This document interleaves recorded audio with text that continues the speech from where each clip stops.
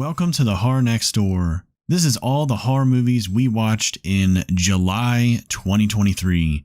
Links to our Letterboxd accounts are in the description box below. If you enjoyed this video, would you kindly subscribe? Godless, the Eastfield Exorcism from 2023, which was watched on Tubi. This movie was quite impressive. It definitely captured my attention and kept it. It was actually quite sad. As you may have seen if you watched the trailer or watched our favorite new trailer video and saw us mention this, or even just read the synopsis. The basic premise is that a woman is seeing things and her husband basically decides on her behalf that getting help from doctors isn't cutting it and decides to go to a group of religious zealots and have them try to quote unquote help her instead. It's actually based off of a true story, which makes it extra heart-wrenching. And I know a lot of movies say based on a true story, but I actually Googled this and found the case it was referencing, and it legitimately happened. So I definitely recommend the movie. I certainly think that it's worth watching, especially as a Tubi original. I'm not saying it's the most amazing movie ever, but I definitely do recommend watching it. One thing I'll say right off the bat is don't judge this movie based on the movie poster. I will admit the poster doesn't really look all that great. I also didn't know that this was going to be a Tubi original. So the fact that it's a Tubi original and the fact that this poster doesn't really look the best, this movie actually was pretty fun to watch and I really enjoyed it. I think for a Tubi original, it's probably one of the best ones I've watched. I'm not usually into exorcism type movies, but this one actually held my attention and I think it was pretty good. So I think you should check it out. Attack of the Killer Donuts from 2016, which was also watched on Tubi. Not 100% sure how I came across this, but obviously the premise alone got me curious. There are killer donuts. I can't really say I was disappointed. I actually had a pretty good time watching this. I know it has a lot of extremely scathing and horrible reviews, but it is what it is. Even if you just watched the trailer, you know what you're getting into. There are points in the movie where there are pretty badly done CGI donuts just jumping around all over the place. And then when it's practical effects and the donuts have like little teeth and they're biting people and things like that, I mean, it's just stupid fun. You shouldn't be watching a movie like this if you're not up for that or if you're not in the mood for that. I definitely recommend it. I think it was pretty hilarious. Everything is very over the top and exaggerated and ridiculous. So recommend if you're up for that and you know what you're getting in for, but otherwise you probably shouldn't watch this. If you're like a elevated horror person, then don't bother. Although it's not a good film, it was a pretty fun ride. I had fun watching it. We laughed a lot. It was ridiculous. It was over the top, but it was fun. I've seen a lot of bad movies that just weren't fun at all, but this one definitely was fun. It held my attention. It wasn't boring. If you are a lover of good, bad movies like we are, then I would highly recommend you check this movie out. If watching bad movies annoys you, then probably avoid this one. But this movie was ridiculous in a good way. Pearl from 2022, which was watched on Paramount Plus, or I guess technically it's Showtime. Personally, I do not understand the hype around X, and I had no desire to watch either of the follow-up films. However, everybody was having such a fit about Pearl and how good it was and how amazing it was, and I gotta say, I still don't get it. I did like it better than X, and I very much appreciate Mia Goth's performance. I also liked how colorful it was, the way it was filmed. Other than that, I don't have much to say. I just didn't really vibe with it. I didn't really think there was a whole lot to it. Obviously, we're just following the beginnings of this character. As someone who very much loves and cherishes animals and would never harm one, even if my own life depended on it, I immediately did not like Pearl because of actions that she took. I don't want to go too far into spoiler territory, but I would assume if you've seen X, then you know enough to let me say this and not not be mad at me. But if you haven't seen the movie, maybe just skip to the next section of the video. Movies often do try to portray people who end up murdering someone or being serial killers or whatever as someone who harms and tortures and kills animals beforehand. And I know that in real life, that is, as a true crime junkie, I know that is something that genuinely does happen. I just think it was sort of a cliche route to go. I did like the way they connected the alligator or the crocodile, whatever it is, and the fact that it was there years and years later in X, but that just doesn't make me like the movie. I think the only reason I gave it the mid rating that I gave it was because of the way it was filmed and because of Mia Goth's performance. I don't think the story was anything special. I don't like what she did to her parents. I didn't like the character at all, so it was really hard for me to sympathize for her or care about what she was going through. I wouldn't really recommend it. I will probably still be an idiot and watch Maxine whenever I get to it. Obviously, I wasn't in a rush to see this, so I won't be in a rush to see that. It'll be a morbid curiosity thing at this point. It's hard for me personally to recommend it as someone who didn't like it, but if you believe all the hype, then go for it. So I'm going to start by saying that I am not on the Ty West bandwagon as most people seem to be. I really loved the trailer for X. I thought it was finally going to be like the Ty West film that I really get into. But unfortunately, I didn't really like it as much as I thought I was going to like it. There were some things about it that I did like, but there were some other things that I didn't really care for. Now all of a sudden they're turning this X story into a trilogy of films. To be honest with you, I wasn't really looking forward to watching Pearl, and honestly, I don't really see what all the hype is about. There were a few things about the movie that I did like, but it was few and far between. Not being a fan of the film, though, I will say that Mia Goth did a fantastic job in this role. She really looks like she just puts 110% into what she's doing. So I have to commend her for her performance. She did a great job. But that being said, though, I just wasn't a fan of the story and where things went. And I don't know what else to say. I just not really feeling these movies. I personally liked X more than Pearl. I'm kind of looking forward to Maxine, but only because of the fact that it takes place in the 80s. I personally wouldn't recommend Pearl. Bury the Bride from 2023, which is another Tubi original, I think. Either way, it was definitely watched on Tubi. I actually had a lot more fun watching Attack of the Killer Donuts, if that says anything. I guess there were a couple little things that I thought were decently cool about the movie, but for the most part, all of the characters were annoying. A lot of their decision-making processes or actions they took were just laughably dumb. Basically, I think the antagonists were my favorite part, just learning more about them, why they're doing what they're doing, the lore or history behind it. Again, don't want to do spoilers because I had no clue what was going to happen going into watching this movie, and that definitely made it more tolerable, because if I had already known what was going to happen, there's no way I would have finished the movie. The ending was pretty predictable, but I guess a little bit cool. I don't know. I just didn't really like it. I couldn't really recommend it. At first, I kind of wanted to see this only because it had Scout Taylor Compton in it, even though I'm not really the biggest fan of hers anymore. For some reason, if I see Scout Taylor Compton in a movie, I just want to watch it for some reason. But once I noticed that Spider One of Power Man 5000 also directed this, I said, you know what? Screw it. Let's check it out. From what I know, this is Spider One's second feature film, the first one being Allegoria. I will say that I think the main bad guy, played by Dylan Rourke, I believe, he did a fantastic job, in my opinion. I think he was probably the standout performance in the entire movie. There were a few things here and there towards the ending of the movie that kind of didn't really make sense, that we were kind of questioning as we were watching it. We're like, what's going on? Overall, I probably would not recommend this movie. I feel like there was a part of me that wanted to enjoy this movie more than I ended up doing. And like one of the reviews I'm seeing here on Letterboxd, it was just unsatisfying, the best way to describe it. So I would not recommend it. I'm sorry, Spider One. With the release of Insidious, The Red Door, I wanted to rewatch all of the Insidious movies. So obviously that's something that as a horror channel, we at the Horror Next Door wanted to do. So I shall start, of course, with Insidious from 2010. Both Insidious and Insidious Chapter 2 from 2013 were viewed on Mac. I don't like calling it that, but whatever, the HBO app.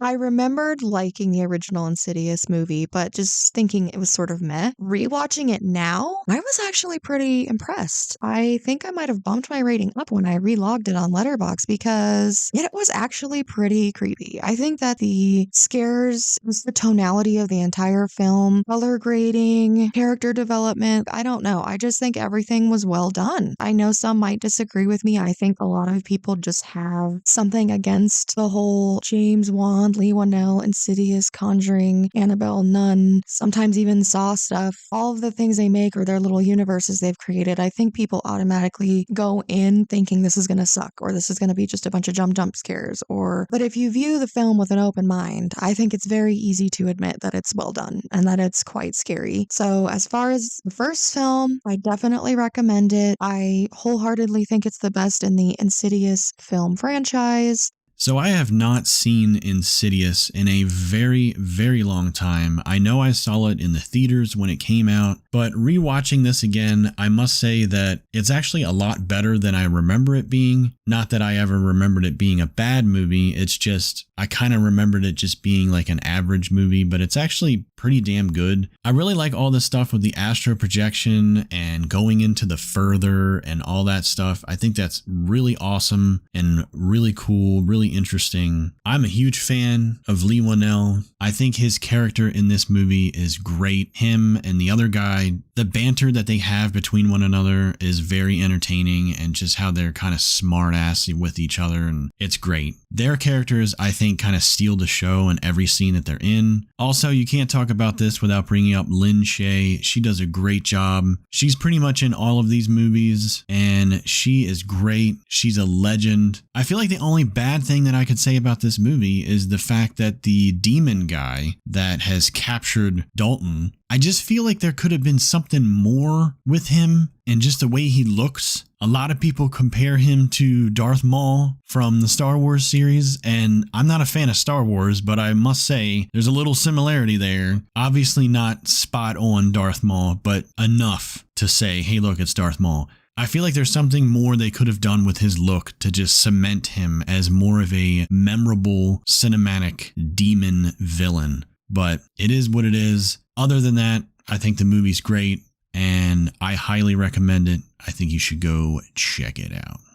And then we move on to Insidious Chapter 2. What the hell happened between 1 and 2? I'm genuinely confused. The second movie, it just has so many weird, generic, and cliche things going on in it. There's way too many jump scares, way too many loud noises that just are cheap scares. I just felt so disconnected from the family in this. I feel like they were just sort of there. There was no heart behind it. You just didn't feel for them the way you did in the first film. I don't like what they did with The Bride in Black or whatever it's called. I'm sorry if I'm misreferencing it. It was just so silly. I think they could have done a lot with having Patrick Wilson's character be possessed by that entity and not have gone in such a route. This is definitely my least favorite film of all the Insidious films. It's hard for me to say I recommend it. Obviously, if you were going to really get into the Insidious movies, especially if you were going to watch The Red Door, you would be invested in the family, right? So I guess watch it. But in my personal opinion, it was a huge letdown and disappointment. The main reason I would say to watch it is because they do reference it in The Red Door. So it wouldn't really make sense to watch The Red Door without seeing this movie. That doesn't make it good. As an overall horror film, I don't recommend it. But if you're going to watch all the Insidious movies, then yes. I do remember it not being as good as the first one, and upon rewatching it, that statement still holds true. It's definitely not as good as the first Insidious. I think for me personally, the thing that makes this movie get a little bit of a bump in rating for me, again,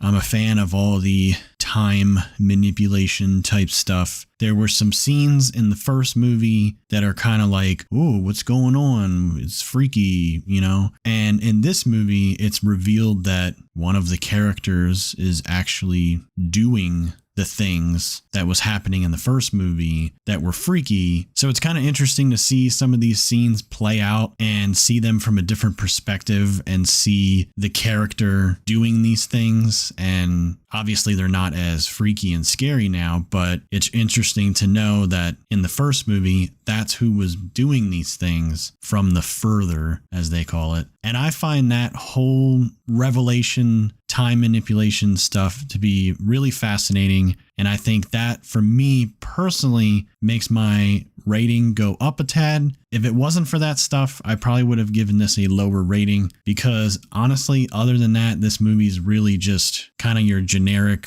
run-of-the-mill jump scare horror film. There are some freaky scenes in this movie, maybe not so much as scary as the first movie. I'm not sure if that's because we've already visited this world, so things aren't as new to us, so it's not as scary anymore. I do think that the scares aren't as impactful as the first film. I guess overall, I would give this movie a slight recommendation, not a full-on go out and see it right now recommendation, but I guess I would recommend it. I wouldn't prioritize it or anything like that. It's just your average run-of-the-mill horror film.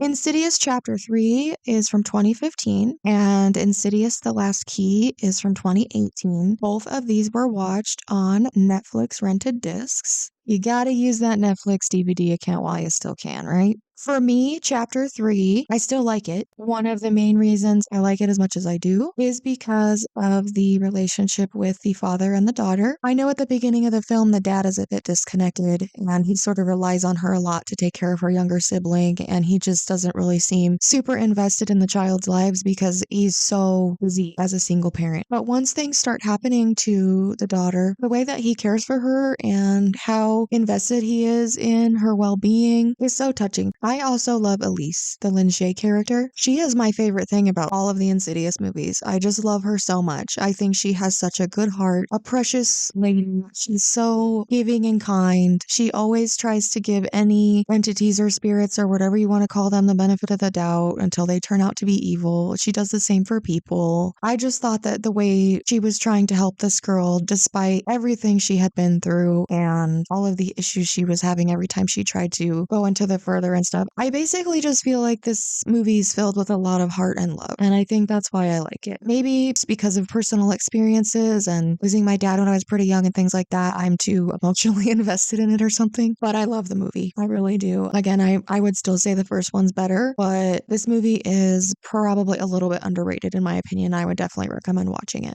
So I remember initially watching Insidious Chapter 3. I remember going into it not having big expectations for it or anything because of the kind of lackluster Chapter 2. But I will say, I think Chapter 3 is actually much better than Chapter 2. Chapter 3 is the directorial debut of Leigh Whannell. He wrote Saw, he starred in Saw, he starred in these movies, and now here he is directing this movie for the first time. And I think this movie is pretty awesome. It's obviously not as good as the first Insidious. I don't think any of them ever will be. That's just the way it goes. There's definitely things about this movie that I really enjoyed. One thing that I do find very interesting about this movie, the fact that it's a prequel to the first two Insidious films. This shows the kind of the origin of Specs and Tucker. They have like an internet show going. They get called in to help out, but obviously Lin Shaye has to come in and they all start working together. And by the end of the movie, they formed their little team that they have in Insidious 1 and 2. I like that whole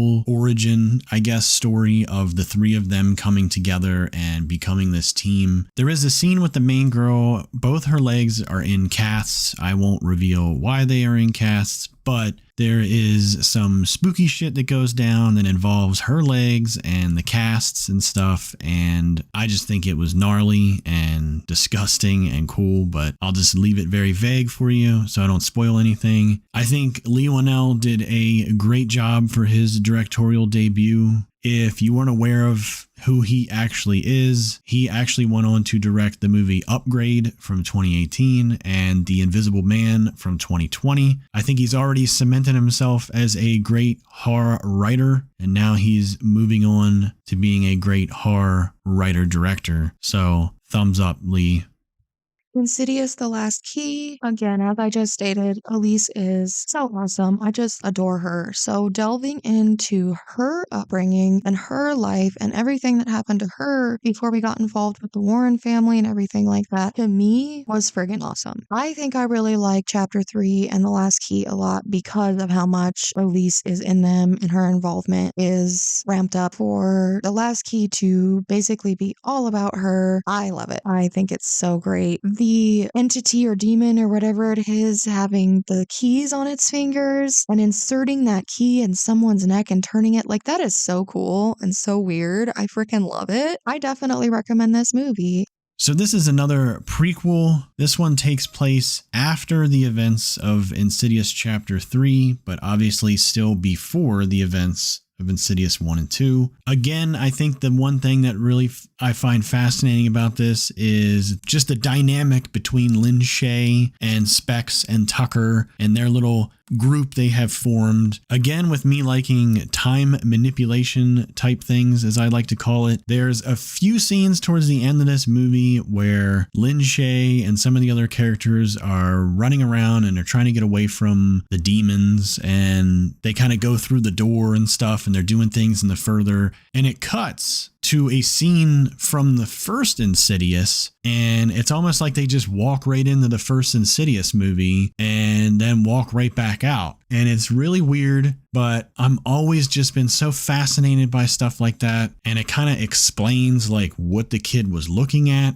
in the first film, because he's just looking at nothing in the first movie, and it's, you know, it's just played off to be this creepy thing, like what is the kid looking at? But then now in this movie, you know, oh, he's looking at Lin Shaye the whole time. This movie for me isn't as good as the third one, but with some of the stuff towards the end and some of the creepy shit with the finger keys and stuff makes me raise my rating, and for that I would recommend it. I would pretty much recommend all these movies at this point.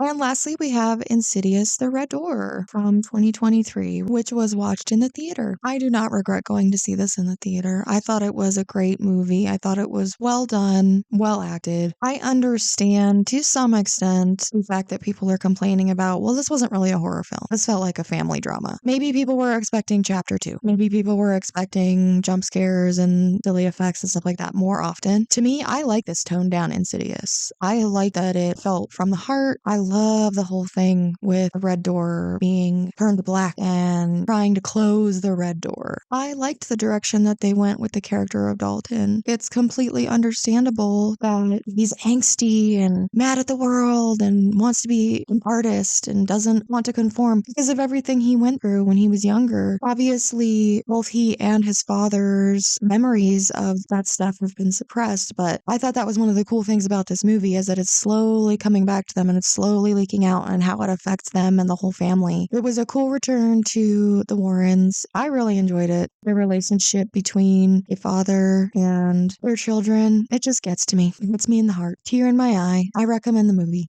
So now we are finally in sequel territory. This movie being a sequel to Insidious Chapter 2. So real quick, so you don't have to sit there and go watch a pointless YouTube video telling you, hey, what order do I watch the Insidious movies in? If you want to watch the movies in order of story, it would be Insidious Chapter 3, Insidious: The Last Key, Insidious, Insidious Chapter 2, and in Insidious: The Red Door. That's the order. As of 2023, that's the order. So, as we had Leigh Whannell's directorial debut, now we have Patrick Wilson's directorial debut.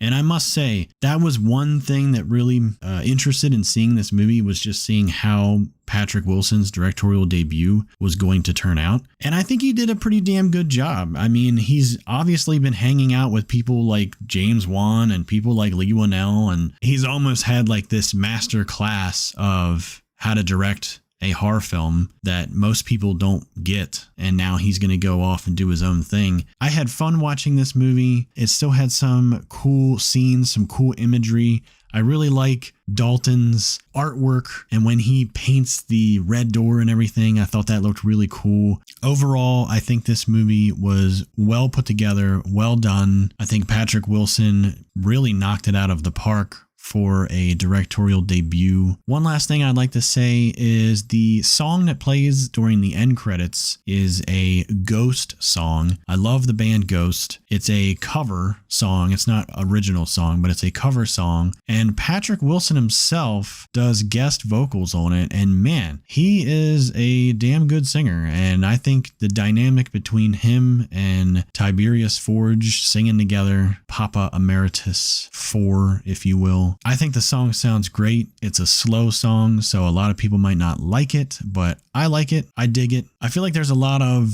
younger talent out there that have music careers and then also acting careers that probably should only stick to one or the other. And Patrick Wilson, he probably needs a record deal if you ask me. But that being said, I would recommend Insidious, The Red Door.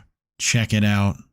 Crawlspace from 1986, and you guessed it, it was watched on Tubi. Have you all heard about the crazy stories of Klaus Kinski? Have you? If you haven't, you gotta look into it. There is a video on the Good Bad Flicks YouTube channel about this film. Check it out because you'll get a little bit of insider information about things that occurred during the making of this film. And I think that that is one of the reasons that I was very entertained by it. It is creepy in a unsettling way because of how weird the main character is and what he's doing. The little experiments that he does with his torture and murder devices that he sets up in this apartment building, but it's also just his demeanor, the way he looks, the way he behaves, his mannerisms, everything about him, especially towards the end when things get totally batshit crazy. He's terrifying, and he's even more terrifying if you know about Klaus Kinski and how yike he was in real life, just as a person. I do recommend the movie. Definitely worth watching at least once. I don't think I would ever watch it again. It was enjoyable in just the weirdest ways possible, I guess I would say. So we finally got around to watching Crawlspace. I would recommend it.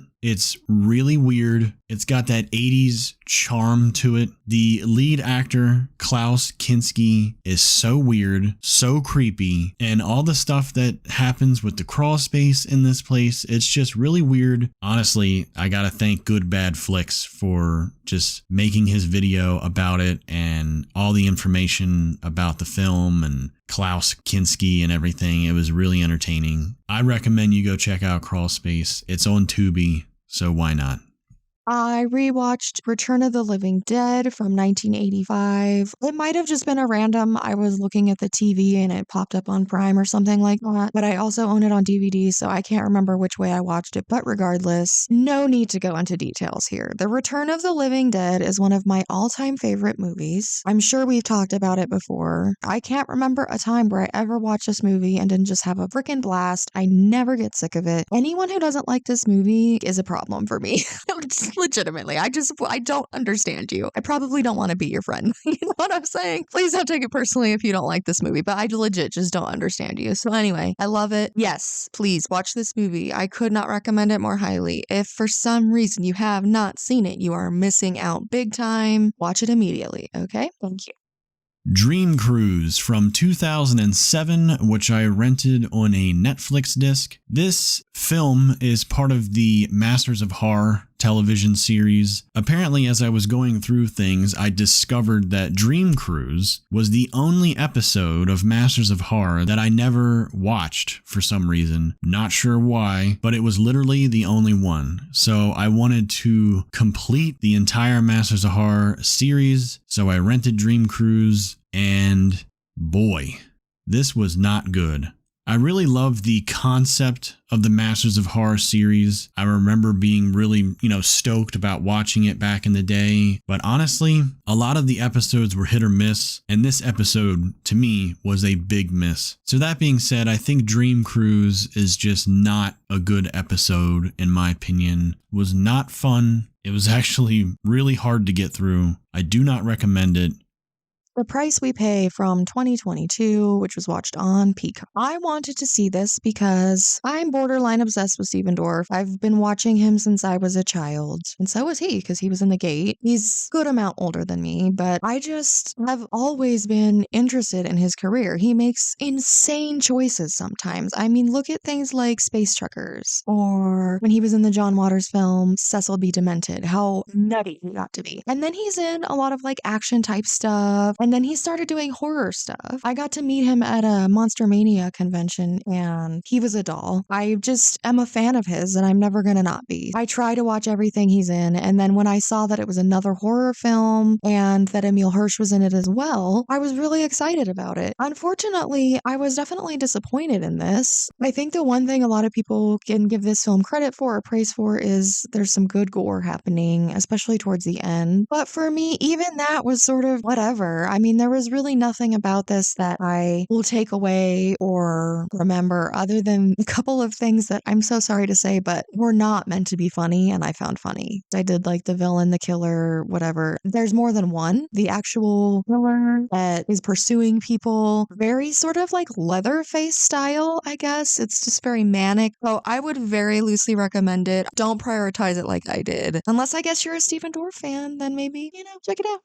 Frontiers from 2007, which I watched on a rented Netflix disc. I've seen this movie before. It's been a very, very long time. I rented it on Netflix years and years and years ago. I've kind of been wanting to watch it again. It's been a long time. This movie is directed by Xavier Gens. I think I'm pronouncing that correctly. He went on to direct the Hitman film from 2007 with Timothy Olyphant. And also there's a movie called The Divide from 2011 that he directed, which I highly recommend you go check out if you have not seen. It is awesome, but Frontiers is a messed up movie. It's very brutal towards the end of the film. I feel like maybe it has a little bit of a slow start, but once things really kind of start getting out of control, it really gets out of control. And I don't even know really much to say without giving a lot of stuff away. If you're a fan of the movie Inside or even the movie Martyrs, if you haven't seen Frontiers, I feel like this movie kind of goes with those in a way. They're all from kind of the same time period and they're all French horror films. So if you like those movies, you should definitely check out Frontiers. I won't say much because I don't want to give anything away, but if you're into those movies, check this out. You're probably going to love it, so I highly recommend it.